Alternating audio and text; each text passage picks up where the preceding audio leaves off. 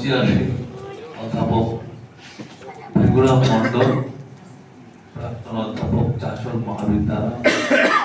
মঞ্চে আসেন বিশিষ্ট গবেষক মধুসূদন মণ্ডল। মঞ্চে আসেন ডক্টর অনিমা পাল। মঞ্চের বাইরে উপস্থিত আছেন ডক্টর সুনীল মণ্ডলের স্ত্রী এবং তার মেয়ে এসছেন। মঞ্চের বাইরে আছেন বিশিষ্ট নদী ভাঙন বিশেষজ্ঞ আমাদের কেদারবাবু। কেদারবাবু এই মুহূর্তে গোটা পশ্চিমবঙ্গে যারা এই নদী ভাঙন এবং নদীর সমস্যা নিয়ে কাজ করছেন, তার মতো দ্বিতীয় ব্যক্তি কিন্তু আমি অন্তত খুঁজে পাই। কারণ আমি সুন্দরবনেও গেছি, সুন্দরবনের উপরে বেশ কিছু গবেষণামূলক কাজ আমরা করাচ্ছি। তিনি নদীকে যেভাবে চেনেন আর নদী ভাঙন সমস্যাকে যেভাবে ফেস করেছেন, আমার মনে হয় তিনি নিজেই একটা ইনস্টিটিউশন হয়ে দাঁড়িয়েছেন। তিনি আমাদের মধ্যে উপস্থিত আছেন। আমাদের মধ্যে উপস্থিত আছেন রায়গঞ্জ বিশ্ববিদ্যালয়ের সংস্কৃত বিভাগের অধ্যাপক সমীর কুমার মণ্ডল। আসলে সেই কর্ণধার আজকের আমাদের দ্বিতীয় চাই সাহিত্য উৎসবে, এবং আরো বিশিষ্ট জনেরা যারা বিভিন্ন জায়গা থেকে এসেছেন, তাদের সকলের প্রতি আমি গৌরলাগিও জানাই, শ্রদ্ধা জানাই, নমস্কার জানাই। আজকে ডক্টর অনিমা পালকে এবং মধুসূদন বাবুকে আমরা সম্মাননা জ্ঞাপন করলাম। সত্যি আমার একটা ভালো লাগছে যে 24/4/2022 একটা চাই সাহিত্য উৎসব হয়েছিল এবং সেখানে চাই রত্ন সুনীল চরণ না তুলসীচরণ মণ্ডল উপস্থিত ছিলেন, মধুসূদন বাবু ছিলেন। এবং সেদিন তুলসীচরণ বাবুর সঙ্গে কথা প্রসঙ্গে অনেকগুলো কথা বেরিয়ে আসে। যে চাই আন্দোলনের সূচনা লগ্ন থেকে তুলসীচরণ বাবু যেভাবে মুর্শিদাবাদ থেকে শুরু করে শিলিগুড়ি পর্যন্ত এবং উত্তরবঙ্গের বাইরেও যেভাবে এই চাই সমাজ নিয়ে ভেবেছেন এবং বিভিন্ন সাংগঠনিক প্রক্রিয়ার মধ্য দিয়ে এগিয়ে এসেছেন, এটা আমাদের কাছে একটা বড় ব্যাপার। এবং অনেকেই জানেন যে মালদহ, মুর্শিদাবাদ, নদিয়া, দিনাজপুর, কুষ্টিয়া, রাজশাহী, বিহারের দুমকা, মুঙ্গের, সাঁওতাল পরগনা এবং নেপালে চাই সমাজ বসবাস করে। এবং সবাইকে আমরা বলেছি যে তারা যে নানা জায়গায় ছড়িয়ে ছিটিয়ে আছে, তাদের সঙ্গে যোগাযোগ করাটা খুব জরুরি। তাহলে কি হবে, আমাদের চাই ভাষার ভেরিয়েশন, চাই ভাষার যে বিভিন্ন রূপ রূপান্তর গুলোকে আমরা ধরতে পারবো এবং চাই ভাষার বিভিন্ন শব্দভাণ্ডার গুলোকে, লেক্সিকন গুলোকে একটা জায়গায় লিপিবদ্ধ করতে পারবো।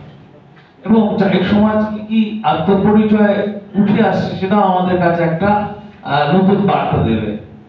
আমি আগের সভাতেও বলেছিলাম যে চাই সমাজে স্বাধীনতা সংগ্রামে চাই সমাজের একটা অবদান আছে। এই নিয়ে লিখিত কোনো বই নেই, এই ডকুমেন্টেশনটা ইমিডিয়েট করা উচিত।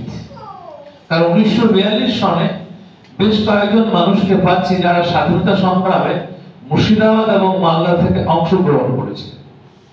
সবাই যে জেল খেটেছেন তা নয়, অনেকে জেল খাটেননি, গান্ধীজির সঙ্গে ঘুরেছেন, 42-এর আন্দোলনে গেছেন, নেতাজির সঙ্গে গেছেন, বিভিন্ন আন্দোলনে অংশগ্রহণ করেছেন। এবং সেই ইতিহাসটা কিন্তু আমাদের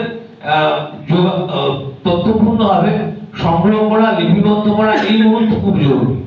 কারণ যে মানুষগুলো শুনেছেন, এই মানুষগুলো আমরা তো চিরকাল কেউ থাকবো না, কিন্তু এই মুহূর্তে লিপিবদ্ধ করলে বিষয়টি কিন্তু অনেকটা চাই সাহিত্য ভান্ডারে একটা সম্পদ হয়ে দাঁড়াবে। এইটা ইমিডিয়েট ইয়াং জেনারেশন যারা আছেন তাদের করা উচিত বলে আমি মনে করি।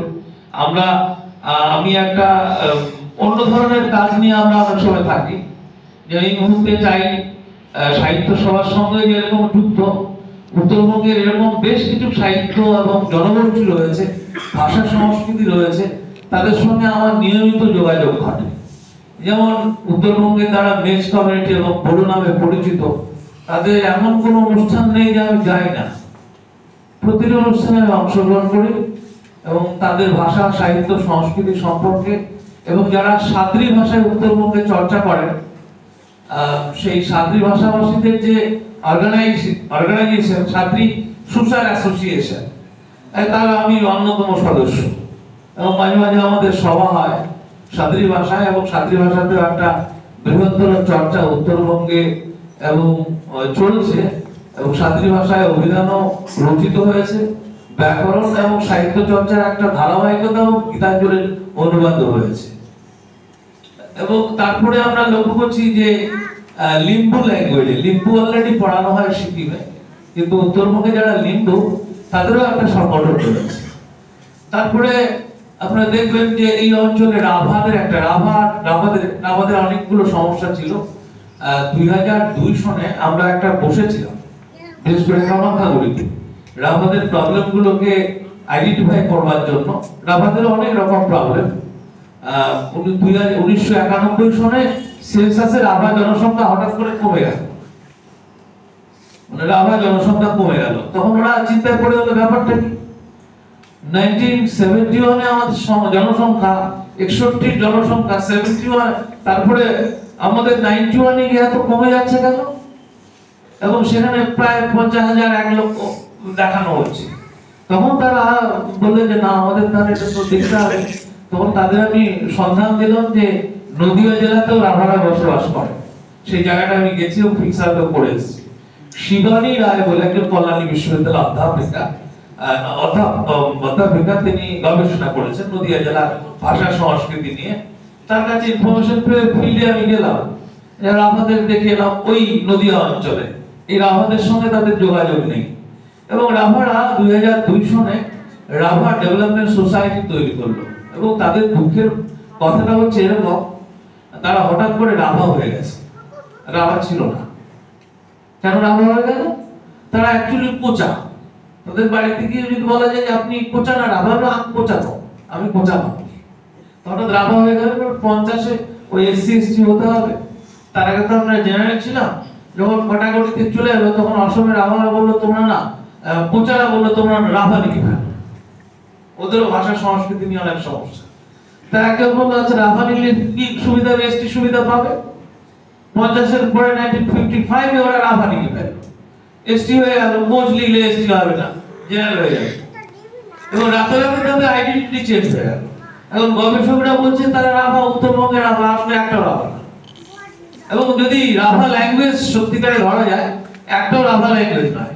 ওরা আমদানি মায়াতারি বিটিলিয়ার যে রাভা ল্যাঙ্গুয়েজ, ওরা সেই ভাষায় কথাই বলে না, ওরা বলে কোচা ভাষায় কথা। সে কোচা ভাষা এখনো মেঘালয়ে প্রচলিত আছে। আমি কয়েকজন রাভা লোককে নিয়ে গিয়ে ওখানে সার্ভে করলাম, ল্যাঙ্গুয়েজের সার্ভে করতে গিয়ে দেখলাম সত্যি তো তাই, ওদের ভাষা তো কোচা। এরা দুর্ভাগ্যক্রমে SC ST তালিকায় আসতে গিয়ে রাভা হয়ে গেল।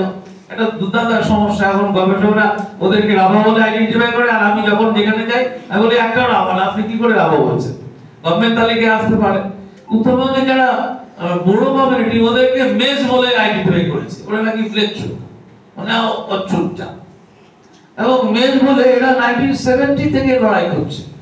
এবং আরো দুর্ভাগ্য এবং সৌভাগ্য, 1923-তে এই ভাষায় স্কুল ছিল কামাখ্যাগুড়িতে, এবং তার ডকুমেন্ট আছে আমাদের কাছে, ইংরেজ সাহেবরা এসেছেন ইত্যাদি। তারপর হঠাৎ তারা ওই সংরক্ষণ তালিকায় আসতে গিয়ে হয়ে গেল মেজ। এবার একদল বলছেন না মেজ ভাষা আলাদা, বড় ভাষা আলাদা। দেখান তো পার্থক্য। আপনি বলেন মেজ ভাষা বলেন, বড় ভাষা বলেন, আমি দুটোই বলে দেবো, দেখি কোথায় পার্থক্য আছে। বলছে না, ভাষা তো একই জিনিস, এরাও আং মানে আমি, ওরাও আং মানে আমি। তাহলে কি হবে? তাহলে যে সংরক্ষণ তালিকায় কি ওরা হয়ে গেল। এই যে জনগোষ্ঠীগুলোর সমস্যাগুলো আমাদের উপরে বেশ কিছু আইডেন্টিটি চাপিয়ে দেওয়া হয়েছে। মানে আপনার আজকে থেকে আপনাকে ওষুধ বলে দিলাম, সুতরাং নরকাসুর ওষুধ হয়ে গেল। আজকে থেকে আপনাকে দানব বানিয়ে দিলাম, মহিলার দানব দানব হয়ে গেল। এই খেলা কিন্তু কলোনিয়াল পিরিয়ডেও হয়েছে এবং এই খেলা কিন্তু একটা ব্রাহ্মণিকাল একটা পলিটিক্স এর মধ্যে জড়িয়ে আছে। এবং তার থেকে কিন্তু চাই সমাজও বেরিয়ে আসতে এক সময় পারেনি। 1942-এ দেখবেন যে বেশ কিছু চাই সমাজের মধ্যে দাসপ্রথা হয়েছে। এবং সেই সময় বলা হচ্ছে যে আমরা দাস লিখব না, আমরা বৈশ্য সমাজের সঙ্গে যুক্ত হই। 1942 এই তো এই অঞ্চলে হয়েছে, মালদায় পঞ্চানন্দপুরে 82 সিস্টেমের মধ্যে আমরা পাচ্ছি। 1955 হঠাৎ তুলসীচরণ মণ্ডল সাক্ষী এবং বলছেন যে না আমরা সবাই তো ক্ষত্রিয় হয়ে যাচ্ছে, রাজবংশীরা ক্ষত্রিয় হয়েছে, খেতরা রংপুরে ক্ষত্রিয় হয়েছে 1927 সবাই ক্ষত্রিয় হয়েছে, কায়স্থ ও অজিত পাজার যে পাজা জনগোষ্ঠী বর্তমান বীরভূম তারাও ক্ষত্রিয় হয়েছে, তাই সুতরাং আমরাও ক্ষত্রিয় হয়ে যাই, আমরা এবার থেকে চন্দ্র ক্ষত্রিয় লিখব। আবার এই ক্রাইসিস গুলো কিন্তু উঠেছে এবং সেই ক্রাইসিস গুলো অত্যন্ত সুন্দরভাবে দক্ষতার সঙ্গে মধুসূদন বাবু ধরবার চেষ্টা করেছিলেন এবং এগুলো সবাইকে জানা উচিত যে আমাদের প্রবলেমটা কোথায় শুরু হয়েছিল, কিভাবে শুরু হয়েছিল, অন্য লোকেরা আমাদেরকে কিভাবে কি কোন দৃষ্টিতে দেখে। যে আমার চেহারা দেখলে আমার সঙ্গে কেউ বাংলায় কথা বলে না, আমি যখন ট্রেনে বাসে যাই আমার সঙ্গে কেউ বাংলায় বলে না, হয় হিন্দি বলবে না ইংরেজি বলবে, তখন আমি তার সঙ্গে তাই ভাষায় কথা বলি। আমি একসময় ভাষা নিয়ে গবেষণা করতে গৌহাটি থেকে আসছিলাম, ভদ্রমহিলা আমাকে বলছে আপনি অসমীয়া নয়, হয় অসমীয়া, কোনো অসুবিধা নেই। অসমীয়া বলতে বলতে বলতে বলতে কোচবিহার পর্যন্ত এলাম, তা হঠাৎ করে মুখ ফসকে একজন ফোনে ছিল, মুখ ফসকে বাংলা ব্যক্তি গেছে, তো বলছে আপনি বাংলা জানেন না, খুব কষ্ট করে শিখেছি বাংলা, আপনি করুন এবার বাংলাতে বলুন, কোনো অসুবিধা। আমি তো নেমেই যাবো এই কোচবিহারে, আপনি কি করে বাংলা শিখলেন? খুব কষ্ট হয়েছিল বাংলা শিখতে, অসমীয়া পারো অসুবিধা নাই, কিন্তু আপনি তো বঙালি মানুষ, অসুবিধা নাই, আপনি বাংলাতে কব পারেন। তখন মহিলা আমার দিকে তাকিয়ে আছে যে ব্যাপারটা কি বুঝতে পারলাম না। এই আইডেন্টিটি গুলো কিভাবে আমাদেরকে চেঞ্জ করে দেয়, এটা কিন্তু খুব গুরুত্বপূর্ণ বিষয়। আজকে চাই সমাজে মুর্শিদাবাদ এবং ডক্টর অনিমা পালের বইটা আমি পড়েছি, বঙ্গীয় সাহিত্য পরিষদ থেকে পাবলিশার সঙ্গে কিনে পড়েছি। উনি মুর্শিদাবাদ ডিস্ট্রিক্টটা মোটামুটি বেশ সার্ভে করেছেন, গ্রামে গ্রামে গেছে, দেখা যাচ্ছে। আর যেহেতু পরেশচন্দ্র মজুমদার তত্ত্বাবধানে কাজ করেছেন, আমি ধরে নিচ্ছি উনি ওই মেথোডোলজিক্যালি কাজটা করেছেন, সেটা বোঝা যাচ্ছে, বই পড়লে বোঝা যায়। আমরা যখন ভাষাতত্ত্বের বইগুলো দেখি তখন বুঝতে পারি লোকটা ফিল্ড সার্ভে করে পড়েছে না সেকেন্ডারি সোর্স পড়েছে। অনেকে প্রবন্ধ লাগে না, ধরুন কেদারবাবুর লাইন থেকে তুলে নিয়ে গঙ্গা ভবন নিয়ে 2 পাতা লিখে দিলাম, গঙ্গা ভবনে কোনোদিন চায় নাকি, এটা হয় অনেক সময়, এবং সেগুলো কিন্তু বোঝা যায়। এবং আমরা যখন থিসিস গুলো দেখি, কোনো গবেষণাপত্র থিসিসটা দেখতে হয়, একদম পিছনের পৃষ্ঠায় বিবলিওগ্রাফি দেখলে বোঝা যায় যে লোকটা প্রত্যেক চুরি করেছে, কোট আনকোট বলছি, চুরি করেছে। সুনীল বাবু বই থেকে তো আচ্ছা অনেকেই ঢুকছে, সুনীল বাবু বইটা আমরা রণগাঁও থেকে যখন ছাত্র জীবনের প্রথম তখনই কিনে নিয়েছি এবং আত্মপ্রান্ত পড়েছি। পড়ার পরে মনে হলো সুনীল বাবু প্রথম অধ্যায়ে পড়েই মনে হয়েছে যে কিছু গোলমাল আছে, এই জনগোষ্ঠী নিয়ে অন্যদের একটা কিছু গোলমাল রয়েছে, জনগোষ্ঠী নিয়ে অন্যরা কে কি ভাবছে। ব্রিটিশরা তো এক সময় এক কথা বলেছে এবং রিজলি একটা জায়গায় বলেছেন তারা বঙ্গজ কায়স্থ, উল্লেখ করছে বঙ্গজ কায়স্থ, এবং এইরকম অনেকগুলো, কেউ কেউ বলছে না তারা নিষাদ জনগোষ্ঠীর লোক এবং নদী বিধৌত গাঙ্গেয় সমভূমি অঞ্চলে বসবাস করে, এরকম অনেকগুলো ব্যাপার রয়েছে। সুতরাং সেই বিষয়গুলোর কারণ হচ্ছে আইডেন্টিটি ক্রাইসিস। আজকে আমাদের সৌভাগ্য তুলসীচরণ মণ্ডল, সুনীল মণ্ডল, আজকে কেদারবাবু আছে, এবং কিছুদিন আগে আমাদের অধ্যাপক, আমার সহকর্মী ছিলেন উত্তরবঙ্গ বিশ্ববিদ্যালয় এক সময় বিজয় কুমার সরকার, প্রয়াত হয়েছেন, তার মধ্যে একটা স্পিরিট ছিল, অধ্যাপনা করতে গিয়ে একটা আমি দেখেছি স্পিরিট একটা ছিল, এবং তারা যে আন্দোলনগুলো করে গেছেন এবং আন্দোলন করার পরবর্তীকালে আজকে চাই সাহিত্য, চাই গবেষণ মঞ্চ যেভাবে চাই সাহিত্য সংস্কৃতিকে নিয়ে একদম পরিকল্পিতভাবে এগিয়ে যাচ্ছে, এইটাকে আমি সাধুবাদ জানাচ্ছি। এবং আপনারা পাশে থাকুন, দেখবেন যে আর মোটামুটি 10 বছরের মধ্যে একটা অ্যাওয়ারনেস কিন্তু চলে আসবে, এই যে বিভ্রান্তিগুলো কেটে যাবে, এবং তার সঙ্গে দরকার সাহিত্য চর্চা, খুব ইম্পর্টেন্ট। এবং এই সাহিত্য চর্চাকে করতে গিয়ে আপনাদের তো সাহিত্য চর্চা একটু সমস্যা কমে, এখন রাজবংশী ভাষীরা তো অবস্থা খুব খারাপ, 27 রকম ভ্যারিয়েশন, এ বলে ও দলে ও বলে, আমি তো সব দলে ঢুকে গেছি, আমি নেপালও সার্ভে করেছি, রংপুরও সার্ভে করে এসেছি, তার ফলে আমার সমস্যা আরো বেশি। যখন লোক কথা বলে আমি বলতে পারি যে এই লোকটা ওই অঞ্চলে, টিউনটা ওখানে, দিনাজপুরের কথা বলছে, তা সুতরাং এই যে ভেরিয়েশনগুলো লেখার মধ্য দিয়ে উঠে আসে, একটা সুন্দর গান পরিবেশন করলে, এবং গান পরিবেশনের মধ্য দিয়ে আমরা অনেকেই বুঝেছি, ভাষা বুঝে গেছি, এবং তার সুরধারা বুঝে গেছি। সুরধারার মধ্যে একটা মাটির গন্ধ রয়েছে, এবং এই যে সুর এবং এই যে ল্যাঙ্গুয়েজ, এই যে ভাষা, সেগুলোকে কিন্তু একটা লিখিত সাহিত্যের মধ্য দিয়ে নিয়ে আসা উচিত। এবার এই লিখিত সাহিত্যের ক্ষেত্রে আমরা কি করতে পারি? আমরা করতে পারি যে এটাকে বলি আমরা ল্যাঙ্গুয়েজ প্ল্যানিং। আমরা ল্যাঙ্গুয়েজের অ্যাপ্লাইড লিঙ্গুইস্টিক্সের একটা পার্ট হিসেবে পড়াই, ল্যাঙ্গুয়েজ প্ল্যানিং করি। ভাষার লিখিত বা কথ্য রূপের প্রতিষ্ঠা, এটা খুব জরুরি। এবার কেউ যদি বলেন না মুর্শিদাবাদে চাইরা এরকম বলে, বলুন, আপনি লিখুন না মুর্শিদাবাদের অঞ্চলের ভাষা লিখুন। কেউ যদি বলে না যে হ্যাঁ, কেউ যদি বলে আপনার মালদহের এইরকম, ঠিক আছে লিখুন না, কোনো সমস্যা নেই। আপনার র মেটেরিয়ালস একটু রেডি আসুন। যেদিন এই লিখতে লিখতে একটা জায়গায় যাবে, চাই সাহিত্য কিন্তু আগে যাবে। হ্যাঁ, এবার চাই সাহিত্য নিয়ে অনেক সময় কথা শুনতে হয় আপনাদের। চাই ভাষা তো কোনো ব্যাপার না, চাই তো আসলে কোনটা চাইয়ের মধ্যে ডিফারেন্স রয়েছে। আপনারা একদম সুন্দর করে লক্ষ্য করুন যে দেখবেন যে খোট্টা এবং চায়ের মধ্যে পার্থক্য রয়েছে। এবার পাশাপাশি দুই দল লোক বসবাস করলে কি হয়, একটা অ্যাসিমিলেশন হয়ে যায়।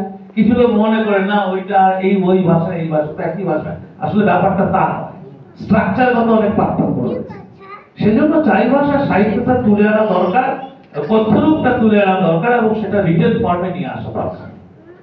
এটা যদি আপনারা করতে পারেন, আমি তো আমার এইগুলো কাজ করতে গিয়ে সাঁতরি, বুড়ো, রাভা, গাঢ় কাজ করতে গিয়ে প্রত্যেককে বলি, এবং উদয়নারায়ণ সিং এর একটা কথা আমার খুব মনে আছে। নিউ লিঙ্গুইস্টিক সার্ভে অফ ইন্ডিয়াতে প্রায় 1.5 মাস আমরা মাইসুরে ছিলাম ট্রেনিং নিতে গিয়ে। উনি বলেন যে দেখো, একটা ল্যাঙ্গুয়েজ দাঁড় করাতে গেলে সবচেয়ে একটা ভালো বুদ্ধি রয়েছে, গ্রামে চলে যাও টিম নিয়ে, বেশ কিছু বয়স্ক মানুষ আছে, তারা কিছু গল্প বলে, ওই গল্পটা ওখানে শুনে নাও, শুনে ওইখানে গল্পটা লিখতে শুরু করো। বাড়িতে এসে একটুখানি রং চং দিয়ে গল্পটাকে দাঁড় করিয়ে দাও, দেখবে চাই ভাষা সাহিত্য হয়ে যাবে, আর কিছু অসুবিধা নেই। কিন্তু গ্রামে যেতে হবে। যে সমস্ত বয়স্ক মানুষ এখনো চাকসু গান করে, চাকসুর সঙ্গে যুক্ত আছে, তাদের সঙ্গে বুঝতে হবে, মিশতে হবে। আর আমরা যারা এই বাবুরা, আমরা তো বাবু হয়ে গেছি, আমাদের ধীরে ধীরে ওই শেকড়ের টানটা না অনেক ছিন্ন বিচ্ছিন্ন হয়ে যাচ্ছে। এই যে ছিন্ন বিচ্ছিন্ন হয়ে যাচ্ছে, আমাদের কিন্তু উল্টো দিকে যেতে হবে। ওই গ্রামে গিয়ে যদি বাবুদের, গ্রামে গিয়ে যদি বাবুরা ওই গ্রামের মানুষদের কথাগুলো শোনে, তার গল্পগুলো সংগ্রহ করেন, সেই গল্পগুলো সেই ভাষায় লিপিবদ্ধ করেন, তাহলে দেখবেন একটা সুন্দর শর্ট স্টোরি হয়ে যাবে, এবং সেটা কিন্তু থেকে যাবে। এই কাজটা মৈথিলি ভাষা এস্টাবলিশ করার সময় উদয়নারায়ণ সিং করেছেন। উদয়নারায়ণ সিং তো মাতৃভাষা আমরা মৈথিলি, উনি এটা করেছেন। এবং তার আর একটা জিনিস করতে হবে, ইমপ্লিমেন্টেশন, অর্থাৎ প্রয়োগগত বিষয়। বই লিখতে হবে, পাঠ্যপুস্তক রচনা করতে হবে, সংবাদপত্র, বেতার, দূরদর্শনের প্রচারের ব্যবস্থা করতে হবে। শুধুমাত্র এখানে পারফর্ম করলাম তা নয়, বিভিন্ন প্রচার দূরদর্শনের মধ্যে আজকে কিন্তু ওপেন মিডিয়া, আজকে ইউটিউব, বিভিন্ন রকম চ্যানেল রয়েছে। আপনাদের একটা চ্যানেল লাগবে, যে আমার এই চ্যানেলের মধ্যে দিয়ে আমার যে indigenous folk song and tradition গুলো রয়েছে, সেগুলো আমরা প্রচার করব, আমাদের লোকেরা দেখবে। এবং আজকে জানেন ইউটিউব মিডিয়ার মধ্যে দিয়ে অনেক ইনকাম ওরিয়েন্টেড বেশ কিছু বিষয় চলে এসেছে। আপনারা যদি আপনাদের এই জায়গাগুলোকে আরো বেশি হাইলাইট করেন, নিঃসন্দেহে অন্য সমাজ সেগুলো গ্রহণ করবে, এবং এর মধ্য দিয়ে কি হবে, এর মধ্য দিয়ে একটা প্রচারের, একটা ইমপ্লিমেন্টেশনের ব্যবস্থা কিন্তু হয়ে যাবে। নেক্সট হচ্ছে প্রসারণ দরকার, যে বেশ কিছু শিক্ষার জন্য বেশ কিছু বই লেখা, যেমন আমাদের কি বলে প্রাইমার, আমরা বলি ছোট ছোট বাচ্চাদের পড়া, রবীন্দ্রনাথের সহজ পাঠ। সাম্প্রতিক কালে অনেক প্রাইমার বেরিয়ে গেছে বাংলাতে, আপনাদেরও প্রাইমার লিখতে হবে, যে আমাদের চাই ভাষাভাষী লোকেরা কোন ধরনের পাঠ্যপুস্তক পড়লে তার ভাষাটা আয়ত্ত করতে পারবে, প্লাস তার ডেভেলপমেন্টটা হবে। এবং রবীন্দ্রনাথের প্রাইমার লেখার ক্ষেত্রে রবীন্দ্রনাথের সহজ পাঠ কিন্তু একটা মস্ত বড় একটা গ্রন্থ, আমি বলবো, যে গ্রন্থটার মধ্যে অনেকগুলো সোর্স রয়েছে, সেইটা কিন্তু আমরা করি। তারপরে পরিভাষা, আপনাদের এমন এমন জায়গায় লিখতে গিয়ে বেশ কিছু জায়গায় আপনার মনে হবে যে আমি শব্দ বুঝে পাচ্ছি না, অনেক সময় সাদ্রি ভাষা তো তাই তারা বলে আমাকে শব্দ তো বুঝে পাচ্ছি না স্যার, কি করবো? বলে বাংলা ঢুকিয়ে দেবো? না, দাঁড়ান দাঁড়ান দাঁড়ান, তাহলে কি করবো? তখন আমি বলি যে জীবনযাত্রাটা ফলো করবো, আমাদের লাইফস্টাইল জীবনযাত্রাটা কি? ধরুন আমি চাষবাস করছি, এবার চাষবাস করতে গিয়ে চাষবাস সংক্রান্ত যে শব্দগুলো উঠে এসছে সেই শব্দগুলোকে স্টাডি করুন, স্টাডি করে ওইখান থেকে কিছু শব্দ নিয়ে আপনি পরিভাষা তৈরি করতে পারেন। আমরা করেছি, আমরাও করছি। এবং এইভাবে, এবং আপনি যদি মনে করেন যে না আপনি হিন্দির থেকে কিছুটা ধার করবেন, বাংলার থেকে কিছুটা ধার করবেন, অসমীয়ার থেকে কিছুটা ধার করবেন, করতেই পারেন। এবং দেখতে হবে এই চাই ভাষা আপনার রাজশাহীতে কিভাবে প্রচলিত আছে, চাই ভাষা নেপালে কিভাবে আছে, বিহারের মুঙ্গেরে কিভাবে আছে, এবং তাতে বোঝা যাবে যে শব্দ কিন্তু আছে, মানুষগুলো যেহেতু আছে, শব্দ থাকবে না হয় না। সুতরাং পরিভাষা নির্মাণ ক্ষেত্রে এগুলো আমাদের হেল্প করবে। এবং আমাদের শব্দভাণ্ডার নিশ্চয়ই বাড়াতে হবে। একটা একটা ডিকশনারি সেই অর্থে আমরা করতে পারবো না, একটা লেক্সিকন থাকতে হবে, শব্দ তালিকা। এই শব্দ তালিকার কাজটা যদি আমরা করতে পারি, আমার মনে আছে যে কলকাতা বিশ্ববিদ্যালয় এক সময় আঞ্চলিক বাংলা ভাষার অভিধান বের করেছিল, মাদ্রাজেরা তো সার্ভে করেছে, সমস্ত খণ্ড বের হয়নি, 5টা খণ্ড বেরিয়েছে। এবং আমরা যদি এইরকম ভাবে মজহারুল ইসলাম বাংলাদেশে আঞ্চলিক বাংলা ভাষার অভিধানে কাজ করেছেন, এইগুলো যদি এই প্যাটার্নকে ফলো করে আমরা যদি চাই ভাষার একটা ডিকশনারি তৈরি করতে পারি, মানে লেক্সিকন, ডিকশনারি সেই অর্থে নয়, তাহলে কি হবে ভবিষ্যতে শব্দগুলো কিন্তু নিয়ে অনেক কিছু কাজ হবে। আজকে বাংলা ভাষা ধ্রুপদী ভাষায় রূপান্তরিত হয়েছে, নিঃসন্দেহে এটা আমাদের কাছে সৌভাগ্য। কিন্তু এই বাংলা ভাষার যে পেরিফেরিতে 1% 2% হলেও চাই ভাষার অবদান আছে, এই জায়গাটা আপনাদের বোঝাতে হবে। এবং বিভিন্ন ছোট ছোট ভাষা গোষ্ঠী, একটা নদী তো বড় নদী একদিনে নদী হয় না, ছোট ছোট নদীগুলো যুক্ত হয় তবে তো বড় নদী হবে। সুতরাং বাংলা ভাষা একটা বড় স্রোত, এবং সেই ছোট ধারা ছোট ছোট ভাষা গোষ্ঠী, জনগোষ্ঠী, তাদের কিন্তু কন্ট্রিবিউশন রয়েছে, এবং সেই কন্ট্রিবিউশনটা আমাদের করতে হবে। আজকে বাংলা ভাষা ধ্রুপদী ভাষা হিসেবে প্রতিষ্ঠিত হয়েছে, এটা আমাদের সৌভাগ্য। ঠিক তেমনি বাংলা ভাষা প্রতিষ্ঠিত হওয়ার ক্ষেত্রে আমার চাই ভাষারও অবদান রয়েছে, এটাও বোঝাতে হবে। এবং সেইটা কিন্তু আমাদের ভাষাতাত্ত্বিক এবং ভাষা পরিকল্পনার মধ্য দিয়ে আইডেন্টিফাই করতে হবে। সুতরাং আপনারা লিখে যান, সাহিত্য চর্চা করুন, কবিতা অনেক লোক লিখছে, আপনারা গল্প লিখুন। গল্প না লিখলে কি হবে, জীবনটাকে ধরতে পারবেন না। আমি একটা কিভাবে বসে আছি, আমি কিভাবে খাই, আমি কিভাবে চলি, এই জীবনটাকে ধরা খুব মুশকিল, একমাত্র ন্যারেটিভের মধ্য দিয়ে ধরা সম্ভব। সুতরাং আপনারা উপন্যাস লিখবেন, অনেক জীবন কথা রয়েছে। আজকে তুলসীচরণ মণ্ডলের জীবন নিয়ে একটা উপন্যাস হতে পারে, আজকে দেবের রায় যদি যোগেন মণ্ডলকে নিয়ে একটা উপন্যাস লিখতে পারে, তুলসীচরণ মণ্ডলকে নিয়ে একটা উপন্যাস হতে পারে না? নিশ্চয়ই হতে পারে। সুতরাং একটা লাইফ স্কেচকে দিয়ে একটা কিন্তু উপন্যাস হয়ে যেতে পারে, সেই চেষ্টাটা আমাদের চালিয়ে যেতে হবে। সুতরাং এই সাহিত্য সভা উদ্দেশ্য সেখানে, যদি আমি সাহিত্যটাকে একটা জায়গায় ডেভেলপ করতে পারি। এবং আজকে আমরা শুরু করেছি চাই গবেষক মঞ্চের মধ্য দিয়ে, এবং চাই গবেষক মঞ্চ অত্যন্ত কায়িক পরিশ্রমের মধ্য দিয়ে এই প্রচেষ্টা চালিয়ে যাচ্ছে। আমি জানি ইয়াং জেনারেশন দরকার, এবং মাঝে মাঝে আমি এসে দেখি যে যে সমস্ত মানুষ বসে থাকেন তার বেশিরভাগ বয়স হচ্ছে 50-এর উপরে। আমার বেশি করে দরকার হচ্ছে 40-এর নিচে, কারণ এই ইয়াং জেনারেশনকে ধরতে হবে। এই ইয়াং জেনারেশন যত বেশি আসবে তত বেশি সেই জনগোষ্ঠীর কাজকর্মগুলো এগিয়ে যাবে, এইটা আমাদের দরকার। এবং ইয়াং জেনারেশনকে ধরতে গেলে আপনাকে আরো বেশি সংযোগ বাড়াতে হবে, প্রসার ঘটাতে হবে, এবং তবে আমরা একটা জায়গায় যেতে পারবো। এবং এর পিছনে একটা আর্থিক ক্ষতিও রয়েছে, অনেক রকম ব্যাপার রয়েছে। এবার চাই গবেষক মঞ্চ যদি রেজিস্টার্ড করে গভর্নমেন্টের কাছে কোনো প্রজেক্ট অ্যাপ্লাই করে, সেখান থেকে অনেক কিছু আমরা পেতে পারি। অথবা আমরা নিজেরাই চাঁদা দিয়ে, আমরা তো বেশিরভাগ ক্ষেত্রে এই যে ছোট ছোট জনগোষ্ঠী, উত্তরবঙ্গের তো ভাষা গোষ্ঠী রয়েছে 151টা ভাষা রয়েছে উত্তরবঙ্গে। এই 151টা ভাষা, এক একটা ভাষার যা অবস্থা দাঁড়িয়েছে, যে অসুরদের ভাষা, অসুরদের ভাষা নিয়ে তা আমরা চিন্তাই করি না। অসুরদের আলাদা ভাষা রয়েছে। বীরভর জনগোষ্ঠীর লোকেরা উত্তরবঙ্গে রয়েছে, বেশি পরিবার নয়। এবং বেশ কিছু জনগোষ্ঠী তো অন্য জনগোষ্ঠীর সঙ্গে মার্চ হয়ে গেছে। যেমন টুন্ডু বলে একটা জনগোষ্ঠী ছিল উত্তরবঙ্গে, টুন্ডু চা বাগান আছে মালবাজারে, এবং আমরা গোটা মালবাজার ঘুরেও টুন্ডু পাইনি। চারুচন্দ্র সান্যালের একটা লেখায় দেখছি টুন্ডুরা পরবর্তীকালে অন্য জনগোষ্ঠীর সঙ্গে হারিয়ে গেছে। আরেকটি জনগোষ্ঠী রয়েছে কয়া জনগোষ্ঠী। কয়ারা এখন 5টা ফ্যামিলি বেঁচে আছে। কয়া, তাদের আলাদা ভাষা রয়েছে, তারা এসটি সার্টিফিকেট পায়নি। যোগেন বর্মন মিনিস্টার থাকাকালে অনেকবার তাকে বলা হয়েছে। সাম্প্রতিককালে তারা ওবিসি সার্টিফিকেট পেয়েছে, তারা আসলে এসটি, এবং তারা যেহেতু জনসংখ্যায় কম তাই তারা ওরাওদের সঙ্গে মার্চ হচ্ছে উত্তরবঙ্গে। এবং যে জায়গায় 5টা ফ্যামিলি রয়েছে, আমি 5টা ফ্যামিলির সঙ্গে দেখা করেছি। এবং এই যে ছোট ছোট জনগোষ্ঠীগুলো, টোটোদের মধ্যে একটা উৎসাহ এসেছে। ভক্ত টোটো তার একটা লেক্সিকন বের করেছে।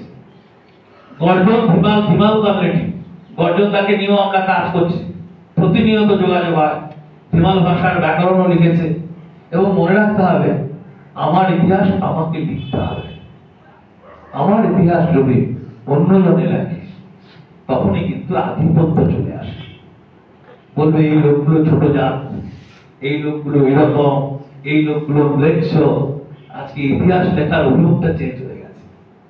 সুতরাং আমার কথা আমি বলবো আগে, তারপরে আমার কথাকে কেন্দ্র করে আপনি গবেষণা করুন। কিন্তু আমার কথা আগে আমাকে বলতে হবে, এবং আমার কথা আমাকে বলতে হবে বলেই আজকে ওরাও, মুন্ডা, সাঁওতাল থেকে শুরু করে সবাইকে আমরা একটা কথা বলি, তোমার কথা তুমি লেখো। আজকে ভক্ত টোটো একটা বাংলা, ইংরেজি এবং টোটো একটা অভিধান বের করেছে। ছোট হলেও একটা অভিধান বের করেছে। আজকে সুশীল রাভার বই বের হচ্ছে, রাভা কমিউনিটি, রাভা বানিয়ে দিয়েছে না, 50-এর পরে তো রাভাই হয়ে গেল। এবং রাভাদের মধ্যে আবার RAVA দুটো বানান আছে। ওদের আমি জিজ্ঞেস করেছি দুটো বানান কেন, বলে আপনি জানেন না? বলে না, আমি তো জানি না। RAVA হলে আমরা হচ্ছে হিন্দু রাভা, RAVA হলে ওটা খ্রিস্টান রাভা। দেখুন অবস্থা, ওখানেও ক্লাসিফিকেশন করেছে। আপনারা সাঁওতালিতে গেলে বুঝতে পারবেন যে কিরকম ব্যাপার। তা যাই হোক, এরকম অনেকগুলো বিষয় রয়েছে। আমাদের লিখতে হবে, আমাদের জনসংযোগ বাড়াতে হবে, এবং আমাদের এগিয়ে আসতে হবে ইয়াং জেনারেশনকে। লিখিত সাহিত্য একটা জায়গায় তৈরি করতে হবে, তবে আমরা একদিন আলাদা আরো একটা বড় আইডেন্টিটির জায়গায় যেতে পারবো। তার প্রতিনিয়ত আজকে গ্লোবালাইজেশন কি করছে, উল্টো দিকে নিয়ে যাচ্ছে। গ্লোবালাইজেশন হচ্ছে ছোটখাটো এগুলো থাকবে না, থাকবেই না। ওরা চাইছে একদম গ্লোবাল মানুষ বানাতে, এবং ছেলেমেয়েদের বাংলা পড়াবো ইংরেজি, ওই ইংরেজি পড়াবে, বাংলা লিখবে। আজকে মোবাইল হাতে দিয়েছে, এবং এই যে একটা কেন্দ্রীকরণ, এই যে একটা গ্লোবালাইজেশনের একটা প্রভাব আমাদের মধ্যে চাপিয়ে দিচ্ছে, আমরা এর থেকে বেরিয়ে আসতে পারবো না। কোনো ছেলে মেয়েকে যদি বলেন মোবাইলটা বাদ দিয়ে তুমি 2 ঘন্টা থাকো, তো কোনো ছেলে মেয়ে পারবে না। কোনো 2 ঘন্টা, আমি 2 মিনিট থাকতে পারবো না, 2 ঘন্টা থাকতে পারবো না।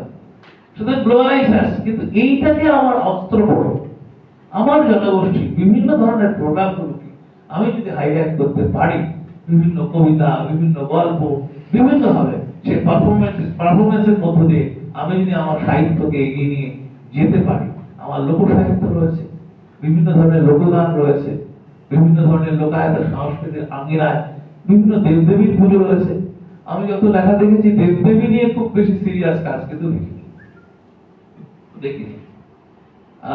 জনগোষ্ঠী নিয়ে প্রচুর লেখা ইদানিং কালে বেরিয়েছে, এবং আমি লক্ষ্য করছি যে বিবাহ নিয়ে বেশ কিছু লেখা আমি পেয়েছি, অনেকে লিখছে, কিন্তু ইন ডিটেলস বিবাহ নিয়ে আলাদা বই দরকার। এবং বাইশী প্রথা নিয়ে এখানে ওখানে লেখা আছে, ডিটেলস কিন্তু নেই। এবং বাইশী প্রথা আমাদের শুধু মালদহ, মুর্শিদাবাদ নয়, আরো অনেক জায়গায় প্রচলিত ছিল। আমি একটা ক্ষুদ্র জনগোষ্ঠীর ভাষা নিয়ে কাজ করতে গিয়ে দেখলাম ডালু কমিউনিটি নর্থ ইস্টে ওদেরও বাইশী প্রথা। ওরা অ্যাকচুয়ালি ময়মনসিংহ থেকে মেঘালয়ে চলে এসেছে, ওরা হচ্ছে প্রায়, কিন্তু ওদের বাইশী প্রথা 100 বছরের একটা ডকুমেন্ট আমি পেয়েছি। নিয়ম কি হবে, কিভাবে বিচার হবে, কোন জায়গায় বিচার হবে, কে মোড়ক থাকবে, এ সমস্ত লেখা আছে এবং ওরা পীর ফকিরের দ্বারা উদ্ভূত হয়েছে। এরকম আমাদের পুরনো ইতিহাসকে আমাদের তুলে আনতে হবে, আমাদের সাহিত্য চর্চা করতে হবে এবং ভাষা বিজ্ঞানের দৃষ্টিকোণ থেকে দিদি আজকে যে কাজটা করেছে সেই ধরনের কাজও এগিয়ে আসতে হবে, আমাদের করতে হবে এবং নিজেদের ইতিহাস নিজেরাই সৃষ্টি করতে হবে। একসময় বঙ্কিমচন্দ্র বলেছেন বাঙালির ইতিহাস নাই, আবার অক্ষয় কুমার মৈত্র এসে বললেন বাঙালির ইতিহাস যে কেউ লিখতে পারে না, ইতিহাস লিখতে গেলে পদ্ধতি থাকতে হয়। এখানে মলয় শঙ্কর ভট্টাচার্য মালদহ জেলার ইতিহাস লিখেছেন, ওদিকে কোচবিহারের ইতিহাস তৎকালীন সময়ে লিখেছিলেন খান চৌধুরী আমানাতুল্লাহ সাহেব, দুজনের অঙ্গপুর সাহিত্য পরিষদে একসময় হরিদাস পালিত ছিলেন। সুতরাং ইতিহাস, আর এখন কিন্তু গ্লোবালাইজেশনের যুগে জনগোষ্ঠীর ইতিহাস, সেই জনগোষ্ঠীর মানুষরা যদি না লেখে তাহলে ইতিহাস কিন্তু উঠে আসবে না। অনেক আনটোল্ড হিস্ট্রি থাকে, সেগুলো তুলে আনা দরকার। ভাষার অনেক প্রয়োগ বৈচিত্র্য থাকে, একটা শব্দকে কত ভাবে শব্দার্থ তত্ত্বের নিরিখে অ্যানালাইসিস করলে আমরা বুঝতে পারি একটা শব্দকে কত ভাবে ব্যবহার করা যায়। সুতরাং আমি যখন কবিতা লিখবো, আমি যখন গল্প লিখবো, একটা শব্দকে রবীন্দ্রনাথ দেখিয়েছে একটা শব্দকে কত ভাবে ব্যবহার করা যায়। আমাদের সম্বোধনের ক্ষেত্রে একরকম হবে, আবার এমনি পরিচিতির ক্ষেত্রে একরকম হবে। এরকম অনেক শব্দের বিন্যাস রয়েছে, সেগুলো সাহিত্য ভান্ডারে উঠে আসুক, সাহিত্য সমৃদ্ধ হোক। আমার মনে পড়ে 2010 সালে তখন দিল্লি সাহিত্য একাডেমিতে সুনীল গঙ্গোপাধ্যায় সভাপতি, 2010-এর 28 অক্টোবর গৌহাটির বিবেকানন্দ ইনস্টিটিউট হলে একটা সভা হয়েছিল, আমিও তখন গেছি। ওখানে বেশ কিছু সাহিত্যকে, রাজবংশী এবং চাকমার নিরঞ্জন চাকমা, রাজবংশী সাহিত্যের গিরিজা শঙ্কর রায়কে ভাষা সম্মান প্রদান করা হয়েছে। এবং সেদিন সুনীল গঙ্গোপাধ্যায় বললেন দাঁড়িয়ে যে এই ভাষাগুলোকে যে সম্মান জানাচ্ছি আমরা, গভর্নমেন্টের মতো আমরা স্বীকৃতি জানাতে পারবো না। এই ভাষাগুলো ভবিষ্যতে ভাষাগুলোতে শতফুল বিকশিত হবে। অত্যন্ত সুন্দরভাবে বলেছিলেন। আজকে মনে করি উত্তরবঙ্গে যে সমস্ত জনগোষ্ঠী তাদের ভাষা, সাহিত্য, সংস্কৃতি নিয়ে লড়াই করছে, এই ভাষা, সাহিত্য, সংস্কৃতিতেও একদিন শতফুল বিকশিত হবে। নিরাশ হওয়ার কিছু নেই, সময় অপেক্ষা করতে হবে, জেনারেশন টু জেনারেশন। আজকে বাংলা ভাষা এস্টাবলিশ করতে গিয়ে অনেক দিন সময় লেগেছিল। আজকে নেপালি ভাষার জন্য অনেক মানুষ শহীদ হয়েছেন, আজকে রাভা ভাষার জন্য লড়াই করছেন, আজকে বিষ্ণুপ্রিয়া মণিপুরের জন্য সুদেশনা সিংহ রেল লাইনে নিজের প্রাণ দিয়েছেন, আজকে বাংলা ভাষার জন্য শহীদ হয়েছেন ঢাকাতে, শিলচরে এবং আরো অনেক জায়গায়। আমরা 52 ভাষা আন্দোলন বলি, কিন্তু এরপরেও বাংলা ভাষার জন্য অনেকেই বলে দিয়েছেন, অনেকে এগিয়ে এসেছেন। সুতরাং ভাষার জন্য আমাদের, ভাষা আমাদের আইডেন্টিটি, সাহিত্য আমাদের আইডেন্টিটি, এই আইডেন্টিটিকে রক্ষা করার দায়বদ্ধতা রক্ষা করার জন্য আমরা দৃঢ় প্রতিজ্ঞ। সুতরাং চাই ভাষা সাহিত্য এর শ্রীবৃদ্ধি ঘটুক।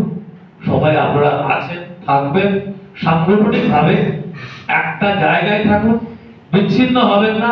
বাইরের শক্তি আসবে, দল বল চেঞ্জ করবে, ইত্যাদি বলবে এবার তুমি চলো, তো মোহনকে বলে দিল যে তুমি চলো এবার আমার দলে ঢুকে যাও, এরকম হতে পারে। তো সুতরাং এইটা করবেন না এবং সংগঠিত ভাবে কাজ করুন, দেখবেন চাই গবেষক মঞ্চ একদিন, চাই সমাজের সাহিত্যকে যথাযোগ্য মর্যাদায় ফিরিয়ে আনতে পারবে। এই দৃঢ় বিশ্বাস রেখেই আপনারা এগিয়ে যাবেন। সকলের প্রতি আবারও গড় লাগিও। নমস্কার, ধন্যবাদ জানিয়ে আমার বক্তব্য।